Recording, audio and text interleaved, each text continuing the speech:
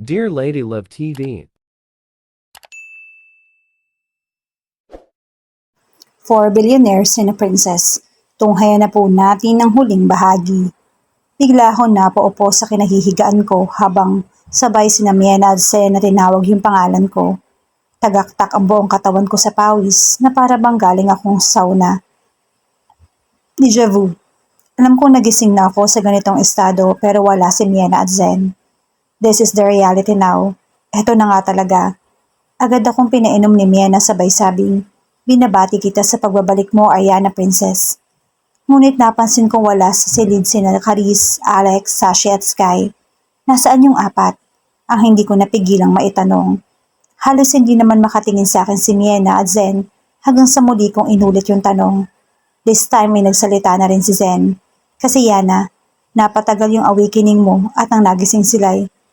Ngunit hindi pa natapos si Zen sa sinasabi, ay parang may kung anong tila sumabog o bumagsak sa may labas nang kumuha ng atensyon naming lahat.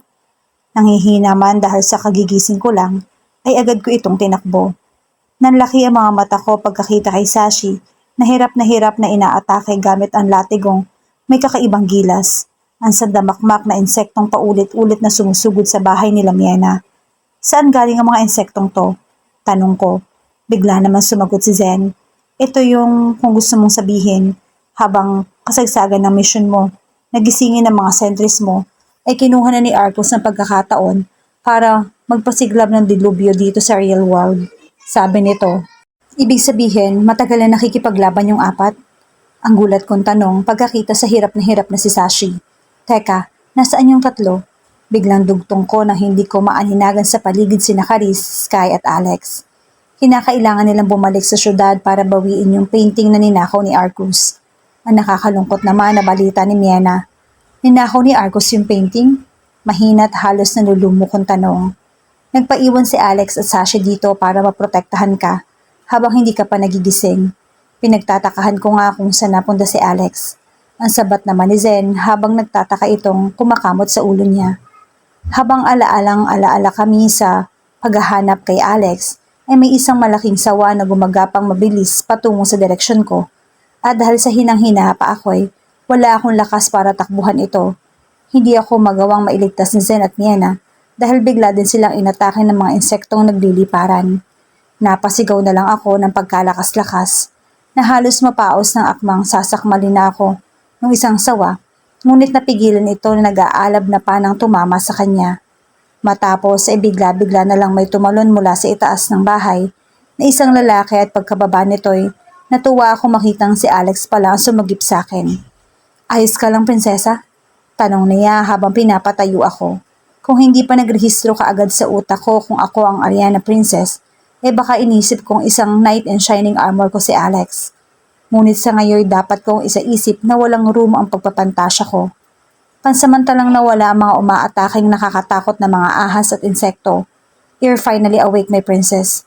Thank God. Agad naman sinabi ng pagod na si Sashi.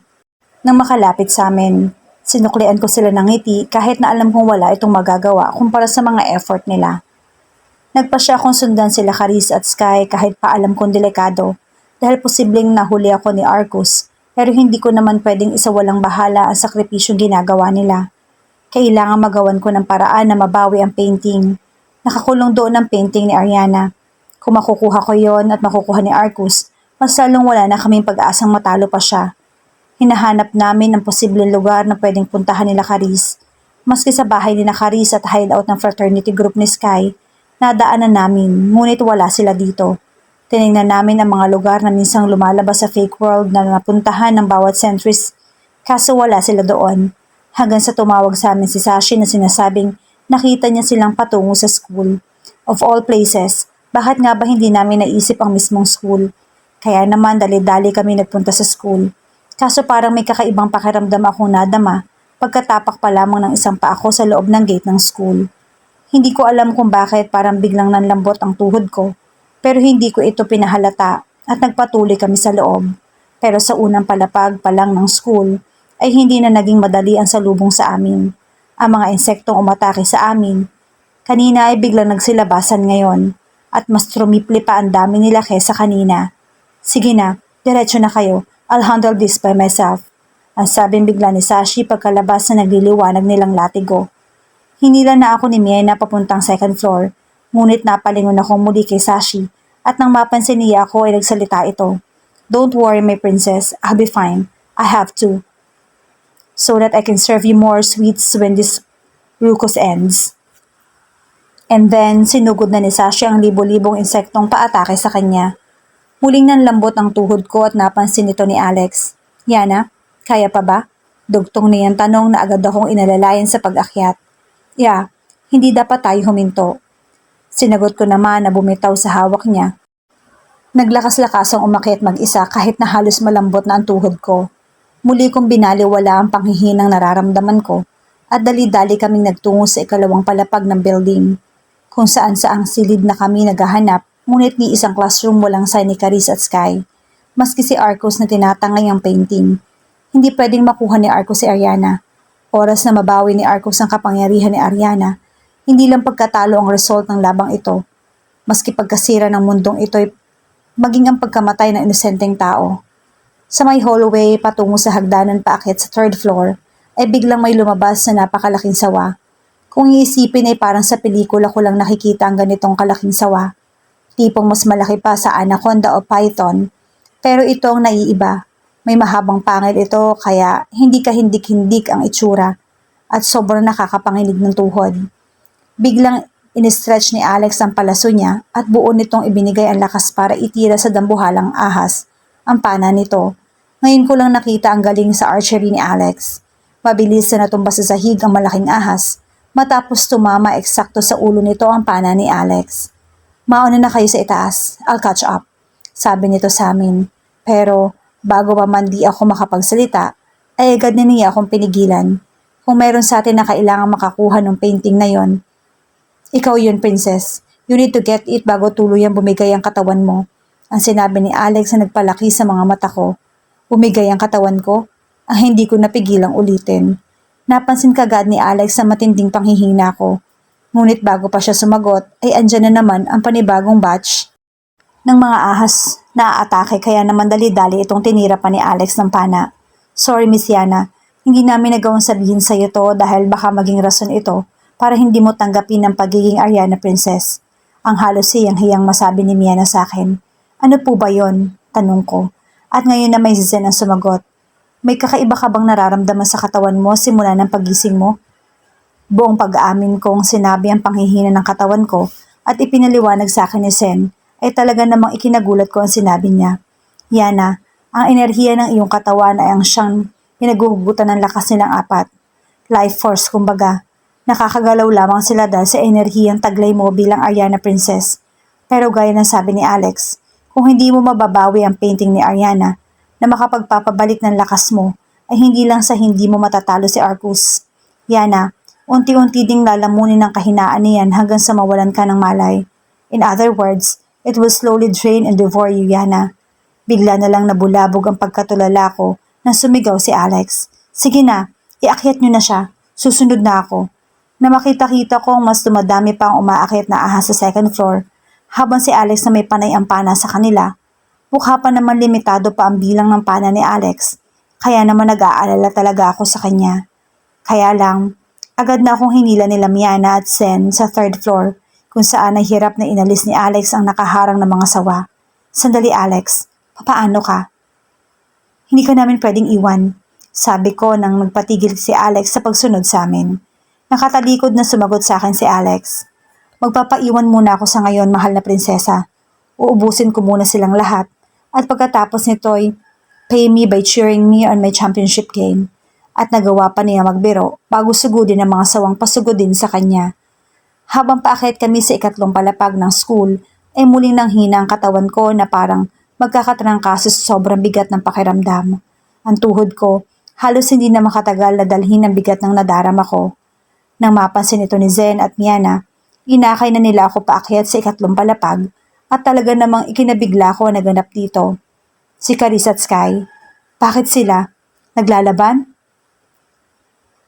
Mabilis na sinugod ni Sky si Caris gamit ang dalawang matatalim nitong balaraw na agad namang naharangan ng espada ni Caris. Traidor ka, Caris. Akala mo siguro hindi ko madidiskubre na planado mo ang mga nangyayari. Ang biglang sabi ni Sky na nanggagalaiti sa pagkakasabi nito. Ngunit kalmadong sumagot si Caris nang, wala akong alam sa pinagsasasabi mo. Anong wala? Ikaw ang nagsuggest na tayong dalawa ang sumugo dito para kapag napatay ako ni Arcus, isusunod mo sina Alex at Sashi. Para ano? Sa'yo mapunta si Yana? Nanlaki ang mga mata ko sa narinig ko. Totoo nga ba ang sinasabi ni Sky? Nahihibang ka na, Sky. Now I know. Ganyan ka pala kalawak mag-isip. Ganyan kalawak mag-isip ang isang tulad mo. Sagot ni Caris na nagsalitang tumingin sa akin at sinabing, Yana, higit sa lahat alam mo that I can't and I will never ever betray you. Sabay tula kay Sky papalayo. Patuloy sila nagsalita ng maanghang na salita at naglaban at sa bawat paggamit nila nito, dagdag mo pa ang nakikipaglaban sina Alex at Sashi, ay unti-unti nitong ginagamit ang enerhiya ng katawan ko. Tolerable pa. Tolerable pa. Ang pilit kong iniisip kahit gusto kong bumigay ng katawan. Maya-maya bigla na lang dumating sina Sashi at Alex na agad namang sinugod upang umawat, ngunit hindi ko inaasahang iba pala sa iniisip ko ang mangyayari. Sabay-sabay nilang ginamit sa isa't isa ang balaraw, pana, latigo at espada. Kitang-kita ng mata ko ang pagtatalo nilang apat. Ang pagtatalo nilang nagpahina ng mas lalo sa akin. Ano ba itong nararamdaman ko? It's like draining me. Para bang unti-unting hinihigop ang lakas ng katawan ko at wala akong magawa kundi hayaan lang ito. My soul, it's as if I'm being devoured by these outrageous beautiful creatures. Is this the consequence of being Ariana Princess? Had I only known at an earlier time, maybe just maybe, I could not have gone into this part. Stop! Ang pinaghirapan ko pang sigaw, kahit na hinang-hina na ako. Hirap man akong nakalapit sa kanila'y, pinilit kong maiangat ang kamay ko para pagsasampalin silang apat. Nasa isang laban tayo, na dapat magkakakampi tayong lahat. Pero heto kayo't nagtatalo sa walang kwentang bagay, sabi ko pagkatapos. Wala ni isa sa kanila nakasagot sa akin. Magsalita pa sana ako nang bigla na lang akong natumba sa kamay ni Caris na nasa likuran ko. Bigla namang napatawag si Miana sa pangalan ko. Yana, ayun yung painting. Turo niya sa may painting na nasa desk ng teacher sa isang room. Inakay ako ni Caris para makalapit sa painting. At nang maipanumbalik gamit ang kapangyarihan ni Ariana, ang nawalang enerhiya sa katawan ko, subalit nang subukan kong i-recite ang nakasaad sa painting at humiling ay laking pagtataka kong wala man lang nangyari.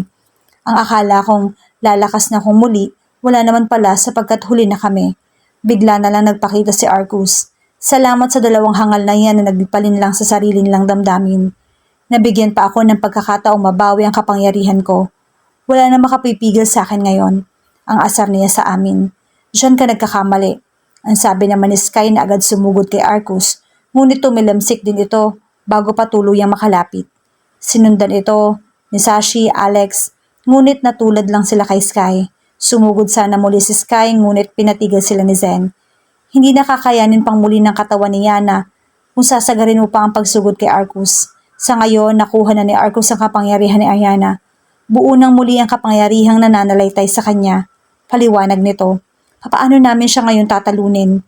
Bukod sa panghihina na ng katawan niya at hindi siya mapigilan ng mga sentries, napakalakas ni Arcus para matalo.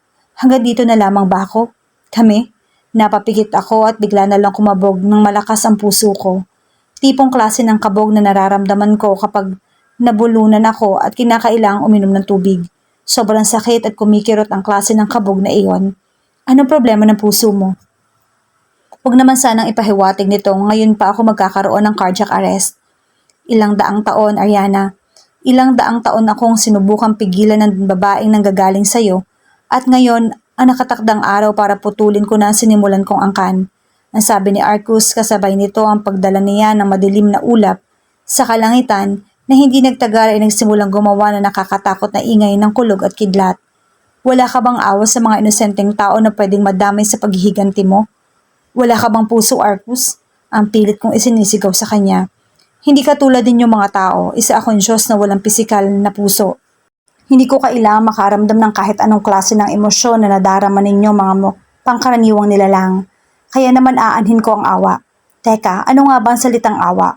Wala ata ito sa bokabularyo ko. Sagot ni Arcus habang humahalakhak ng napakalakas.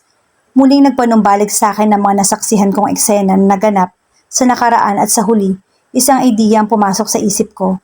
Ang choker na suot-suot ko ngayon ay parehong-pareho sa suot ni Arcos noon na bato nang siya ay mapaslang ni Demi.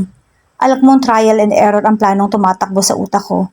Pero sa ngayon, it's all or nothing na ang laban at may magawa man ang plano ko o wala, ay kailangan ko pa ding subukan.